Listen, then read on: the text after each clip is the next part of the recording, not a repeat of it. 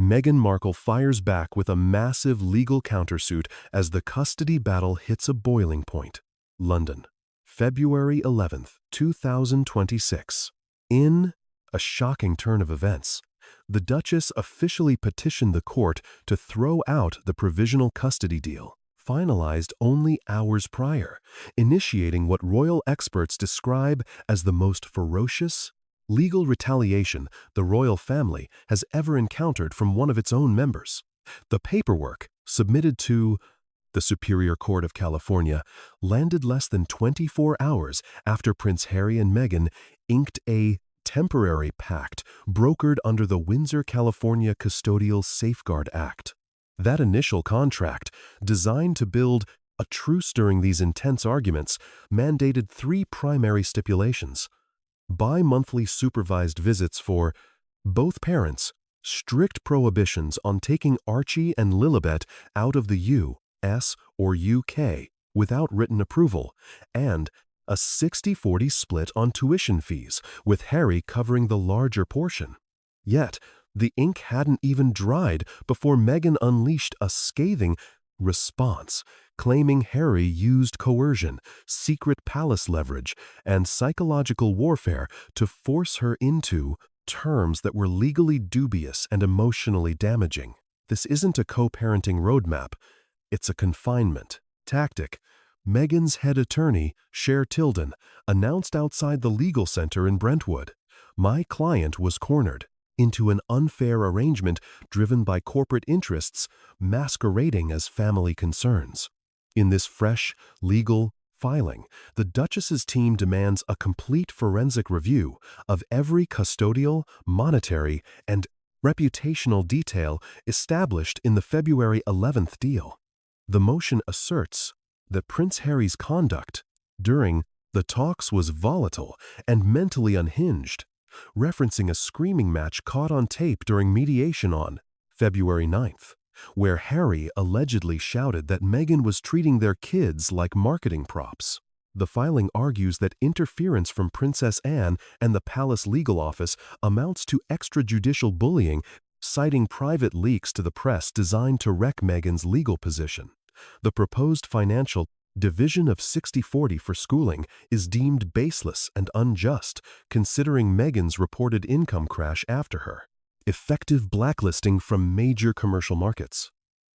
The palace stripped her brand rights back on February 6th.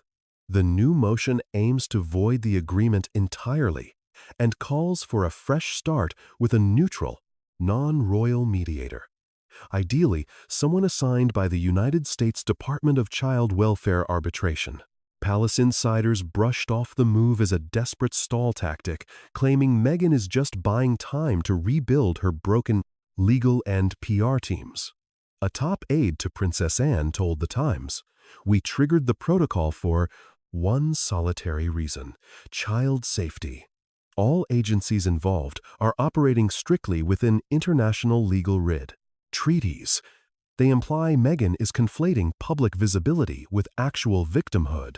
On February 10th, Harry's counsel, led by Miles Armitage, filed a 17-page preemptive strike expecting efforts to derail the February 11th pact. Their evidence includes snapshots of school withdrawal forms Meghan signed in December 2025 without Harry's okay, plus proof of travel itineraries to Doha and Dubai for the first half of 2026 with memos linking Archie and Lilibet to brand exposure.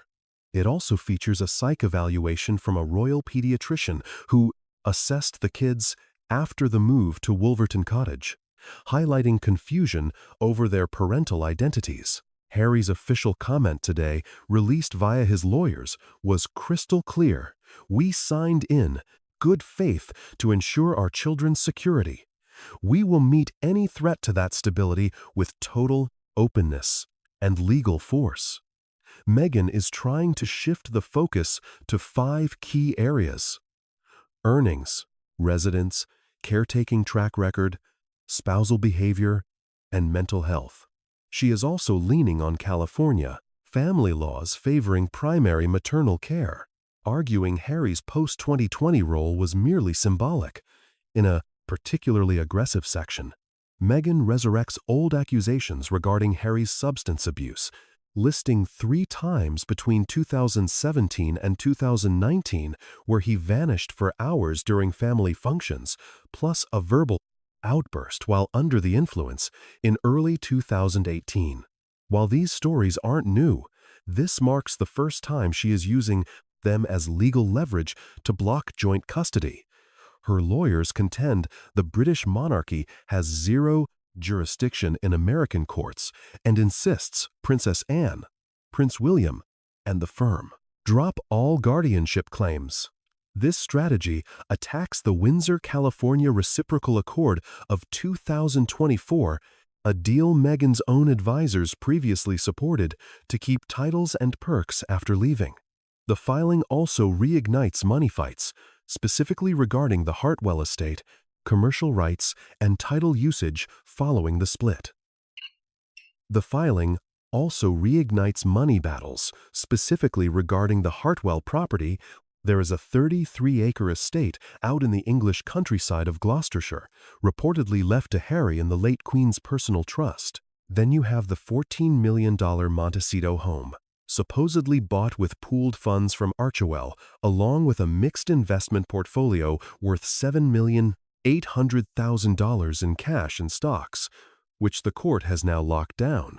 Meghan is demanding alimony payments of $187,000 a month, blaming her lack of income on the royal drama and the hit her reputation has taken.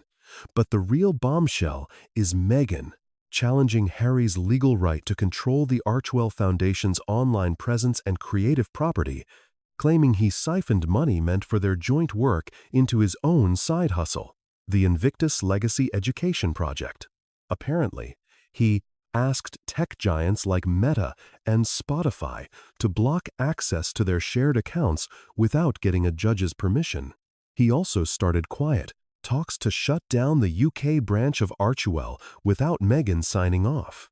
We are looking at a preliminary hearing set for February 16, 2026, right at the Santa Barbara Family Law Courthouse, with legal observers present from the UK's Royal Child Welfare Office and the American State Department. The whole world is going to be watching. Barely 24 hours after Meghan Markle filed that explosive objection to the February 11th custody deal, the British royal household struck back. They didn't stay quiet. They responded with sharp legal action. In an internal memo circulated early this morning, the palace stated it had officially brought its full custodial advisory board back online and had formally named Duchess Sophie of Edinburgh as a co-guardian to handle the transition, assuming the American courts agree to Harry's request for formal royal supervision. The monarchy isn't taking chances with gray areas. The summary is clear. This isn't a battle about status. It is a battle for safety. The document, authorized by Lord Chancellor Sir Alaric Penrose, was sent straight to the British family courts while simultaneously coordinating with the British consulate in Los Angeles, effectively putting the California legal system on notice. The royal household's Child Welfare Committee, led by Princess Anne, is overseeing this. Meghan's rebuttal argument insisted the royal family was going beyond its symbolic duties. The palace hit back, saying she completely misinterpreted the 2024 Windsor, California custodial treaty. Though not widely known, that agreement actually grants minor royal heirs dual sovereign status, temporarily, specifically when there is a verified threat to their reputation or emotional well-being.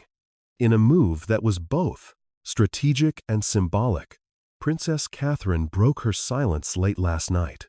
She released a carefully scripted video from Grey House, the location where Archie and Lilibet are slated to move if the new rules go through. Filmed against a backdrop of kids' artwork, Catherine said, "Whatever duty falls to me, I will handle it with the dignity and focus these children are owed. This isn't a matter of legacy, it is a matter of innocence."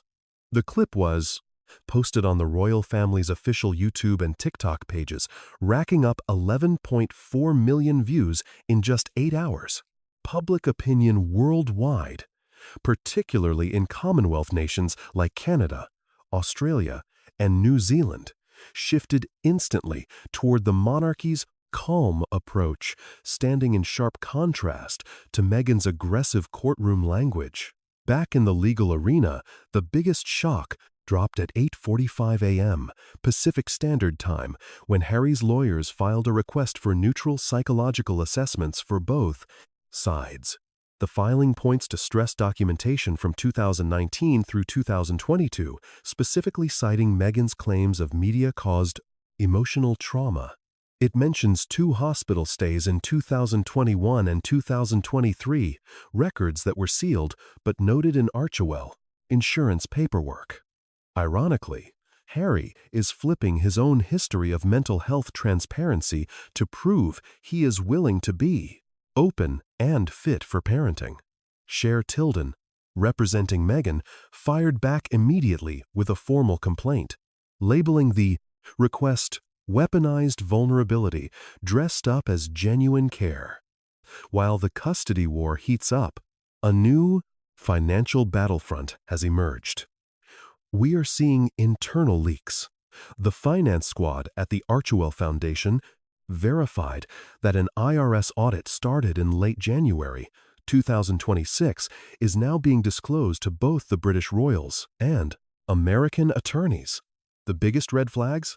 $1 million in vague transfers sent to a consulting group in the United Arab Emirates. Then there is Meghan's Project Emancipation marketing plan, which outlines using photos of the kids for future high-end wellness product drops without the father's permission. Plus, a late 2025 charity filing missed over $2,300,000 in speaking fees, labeling them instead as brand equity advisory. The British Charity Commission, working alongside the Crown Financial Office, released a strict announcement this morning. It stated that any charity using the name or likeness of royal children will face intense investigation. That rule is not up for debate. Insiders close to Archewell say the mood there has tanked. 3 top executives, including the head of brand, alliances, and the second-in-command for legal, quit less than a day after Meghan's court filing. One source put it bluntly, no one looks forward to getting caught in the crossfire of a worldwide custody brawl, especially when kings and court orders are involved. There's also talk circulating that big players like Spotify and Penguin Random House are taking a second look at Meghan's solo venture slated for 2026. Titled Times Woman Without a Asterisk, Crown Asterisk, worried it might bring bad press and legal headaches. As the standoff over the kids heats up across the Atlantic between Prince Harry and Meghan Markle, things have taken a sharp turn into fresh legal battles and PR nightmares, colliding over everything from online personas and inheritance fights to leaked secrets. What started as a simple disagreement over raising kids has blown up into a full-scale crisis on multiple fronts, pulling in British royals, Silicon Valley tech giants, and American probate courts. Right in the middle of this mess sits the Hartwell property, a massive 3-acre spread next to royal grounds in Gloucestershire. It's worth $46 million and has long been whispered to be part of a secret inheritance deal between the late Queen Elizabeth II and Prince Harry. Now, Meghan's lawyers are arguing that Harry was promised this land during a private meeting with the Queen in 2021, following up on verbal promises made before their wedding in 2018, meant to be a joint family asset to make sure Archie and Lilibet were set for life. On February 14th at 9:31 in the morning Pacific Time, Meghan's legal team slapped a petition on the desk of the Los Angeles County Probate Division, demanding they step in right away to stop Hartwell from being labeled as Crown land, and to force the other side to hand over every trust paper Prince Harry signed between 2021 and 2023. My client isn't trying to grab royal property, stated Cher Tilden. She just wants to make sure her kids get the inheritance that was promised to them as their birthright. But the palace shut that story down fast.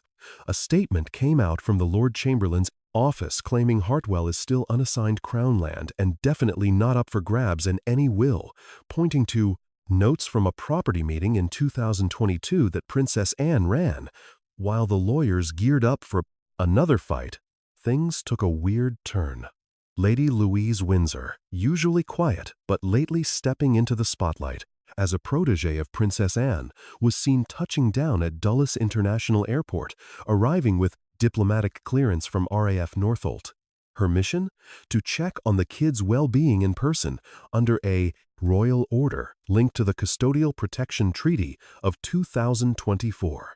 She brought along 2 child welfare officers and a trauma expert from the Royal College of Pediatrics. Louise is there to watch, not to step in. Still, her arrival has everyone in Meghan's Brentwood inner circle on edge. Sources claim Meghan's camp is blocking any visits without supervision, bringing up the current California court order against foreign interference in custody matters. But Louise has diplomatic immunity.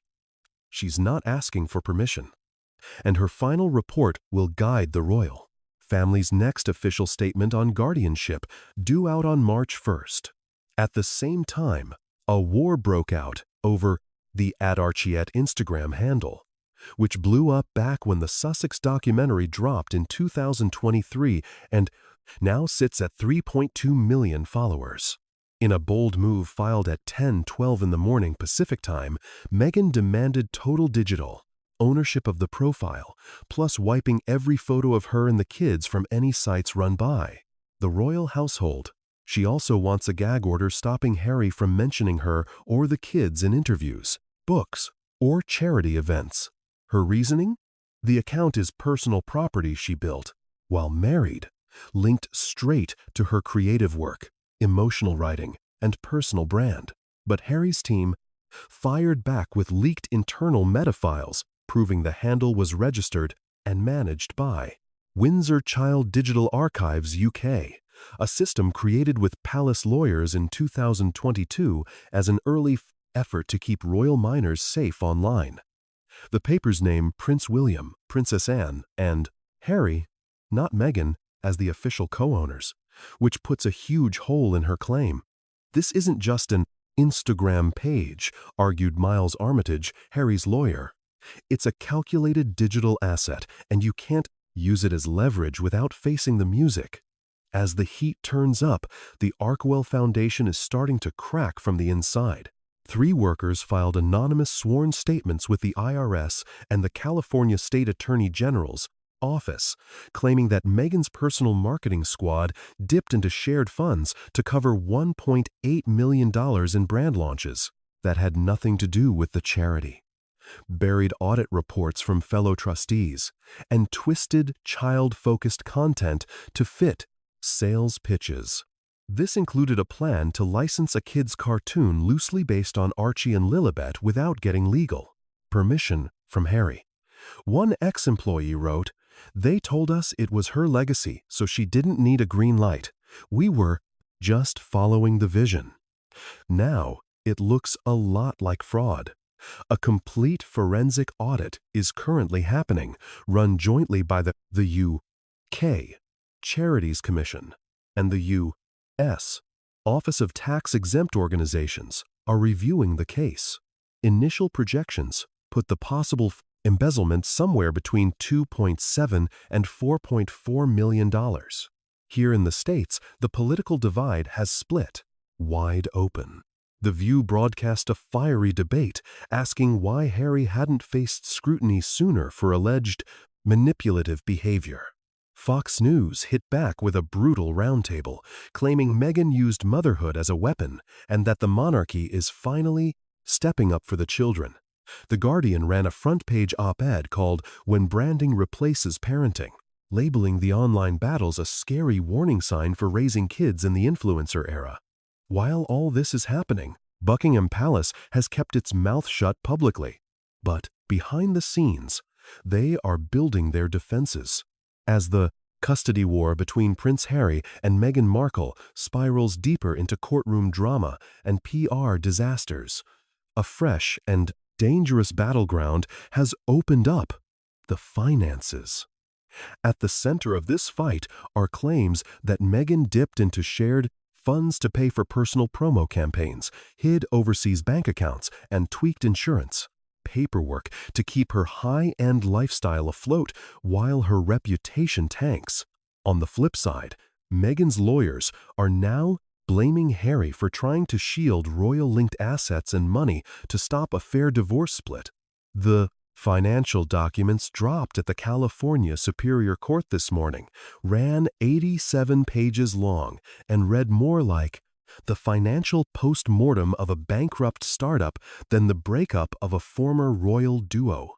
The biggest bombshell was Meghan's $2,330,000 in personal spending on joint credit cards between 2022 and 2025, including over $1 million in fashion hauls from Hermes, Dior, and Elie Saab.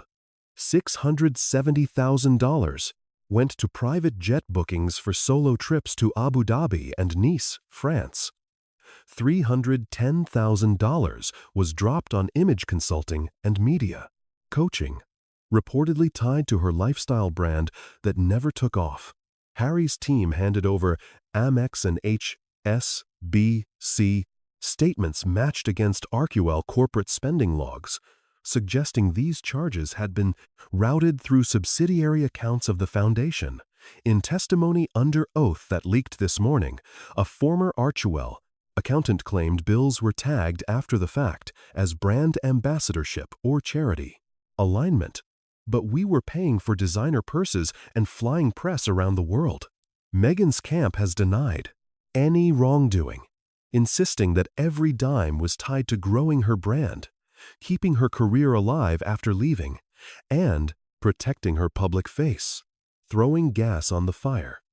A blacked-out file from the U.S. Treasury's Financial Crimes Enforcement Network, FinCEN, confirmed there are 2 Cayman Islands accounts linked to a company named Ecolver Limited, filed in the British Virgin Islands under a trustee connected to Arcuel.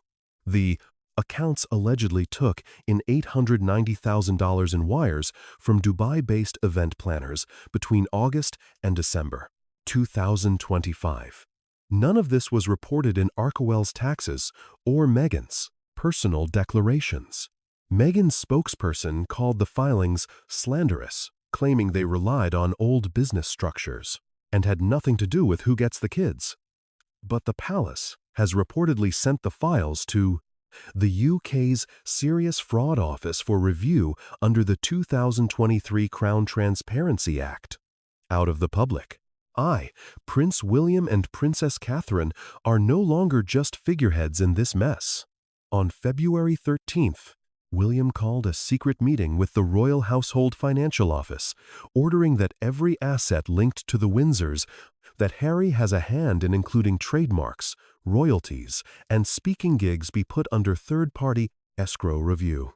Princess Catherine, meanwhile, was snapped walking into law offices at Highgrove, carrying confidential files thought to be about royal child welfare rules. Sources near the legal team confirm she is getting ready to submit a formal declaration, basically stating she is prepared to serve as an educational and emotional caretaker for Archie and Lilibet if a full custody change goes through. An insider inside the palace described the vibe as calculated and emotionally rock-solid. In a move we haven't seen before, Princess Anne held an emergency summit on February 14th with top brass from the International Family Law Commission and legal experts on the Hague Convention regarding the civil side of international child abduction, held at the Windsor Legal Institute. The meeting's main goal was to greenlight cross-border guardianship enforcement rules in case Meghan tries moving the kids out of the country without permission or uses diplomatic strings to block UK oversight. A representative from Canada reportedly told The Telegraph, "This isn't about a divorce anymore. This is about setting new rules for what happens when royalty branding, and the law crash into each other across continents. The summit wrapped up with a joint draft resolution called the Sandringham Declaration on Sovereign Minor Protections. We expect the full text to drop on February 20th. In a stunning turn of events, Meghan's legal squad filed an initial request with the United Nations High Commissioner for Human Rights, alleging that Britain's old guard institutions are trying to wipe out a woman of color's maternal rights using judicial imperialism. The complaint sent to Geneva isn't legally binding, but filing it sends a loud message that Meghan plans to paint this whole fight not as a custody battle, but as a worldwide civil rights struggle. Palace reps refuse to speak on it, but sources claim the monarchy is cooking up a cold, bureaucratic, and legally ironclad comeback. As the fifth day of legal tension ramps up, what looked like a simple custody beef has turned into an all-out war for control over a media kingdom, a digital legacy, and the future stories of two royal kids.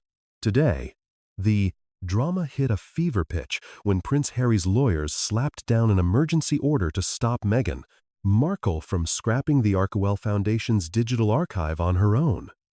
That collection is estimated to be worth over $37 million in branding, licensing, media development rights, and buried intellectual property, including footage, personal interviews, and big-ticket podcast drafts with Prince Archie and Princess Lilibet.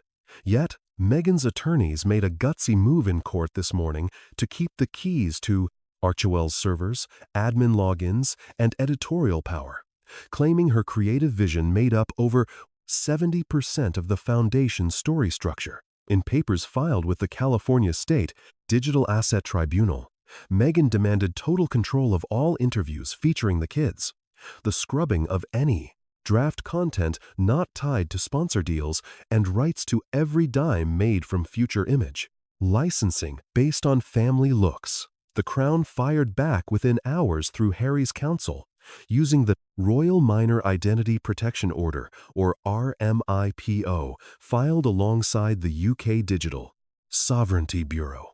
This blocks anyone from cashing in on royal kid photos without a green light from their legal guardians and the Royal Media Ethics Office. A hushed memo from Princess Anne's office, leaked by a royal staffer, bluntly stated that the Crown won't let the children's faces turn into a golden parachute. Financial detectives hired by the court handed in an ownership report showing Meghan and Harry each owned a 48% stake in Archewell. The last 4% went to an outside charity trust, linked to Spotify Cares under a limited liability rule. But now, Meghan's team is arguing that emotional authorship gives her the right to run all public-facing platforms.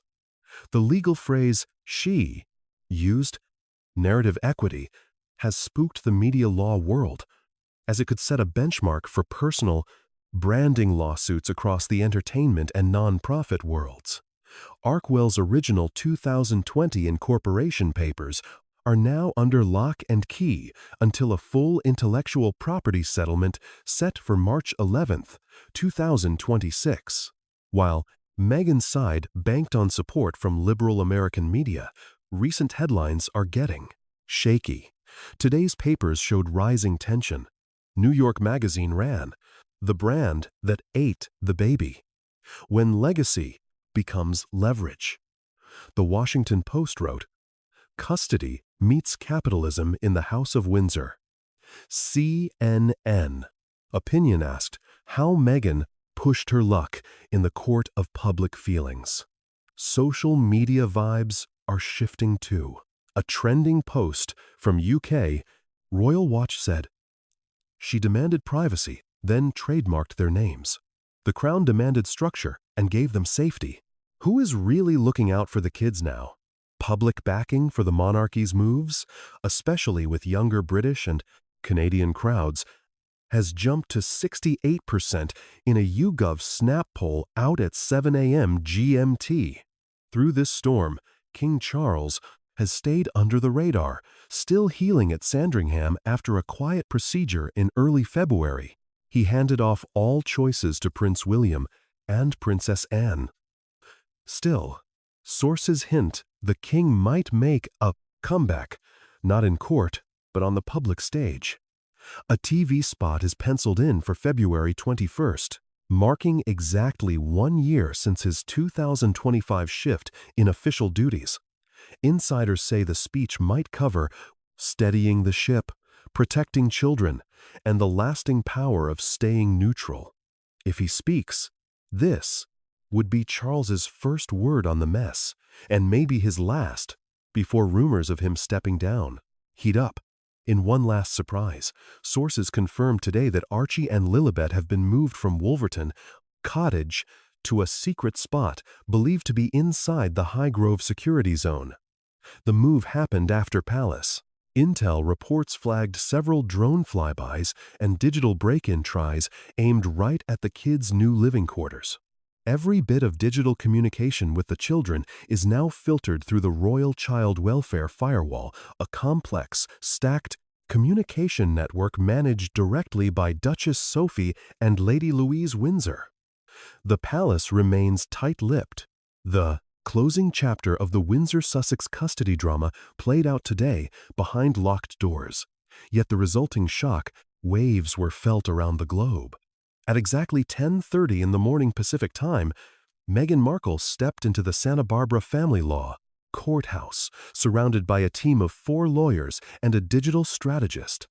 She wore a look of defiance. No royal jewels, no Arcueil branding, just dark slacks, a tailored blazer, and a quiet, calculated demeanor. Inside courtroom 4B, the judge overseeing this cross-ocean custody fight, Justice Maya Caldwell, a veteran in handling global family conflicts, summoned both sides for a private evidentiary session. What came next, based on insider accounts leaked hours afterward, was the brutal legal and emotional teardown of Meghan's last stand. One of the most damaging pieces of evidence was a leaked exit plan dubbed Project Mirror, pulled from a secure Arcueil server. The document detailed Meghan's emergency move to Qatar, where she was set to sign a multi-year media deal with an entertainment branch of the Qatari Sovereign Fund. She'd secured dual citizenship via honorary sponsorship and sign Archie and Lilette up for an exclusive international school in Lucal, skirting all UK and U.S. custody notification rules. The scheme, dated January 18, 2026, was allegedly kept from Prince Harry, who only found out following a court-ordered forensic sweep of Arcueil's secured servers. When confronted with the file in court, Meghan stayed quiet. Her lead attorney, Tilden, tried to wave it off as a random brand concept, not an active plot. But the digital footprint, including timestamps and edits made under Meghan's private login, painted a different picture. Back in Windsor, the royal family was already pressing ahead. At 2:45 p.m. GMT, Princess Anne led a final emergency meeting of the Sovereign Custodial Oversight Council, formally locking in Princess Catherine and Duchess Sophie as permanent co-guardians for Archie and Lillet inside the UK. All Windsor-linked properties, digital holdings, and schooling plans for the children now fall under the Grey House Protection Act. Passed on February 17th, Meghan Markle's name is being officially scrubbed from all royal trustee roles and digital asset management as of March 1, 2026. A new entry in the Royal Gazette noted the shift with cold precision.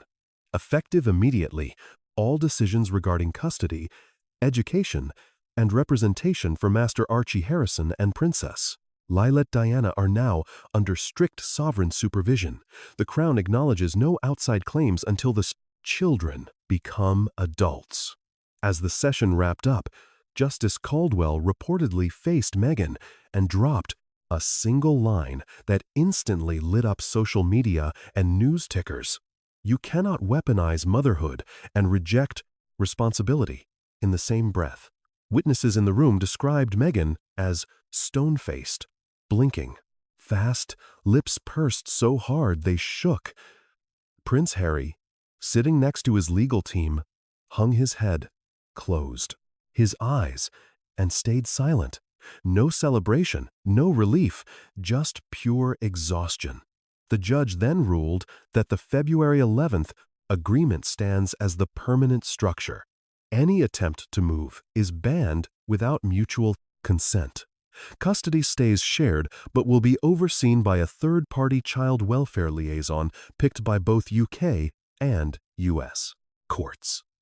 Control of the Archie Lilet social media account was handed over to the Royal Child Welfare Trust. Meghan was ordered to pay back $1.3 million in misused Archewell funds within 90 days.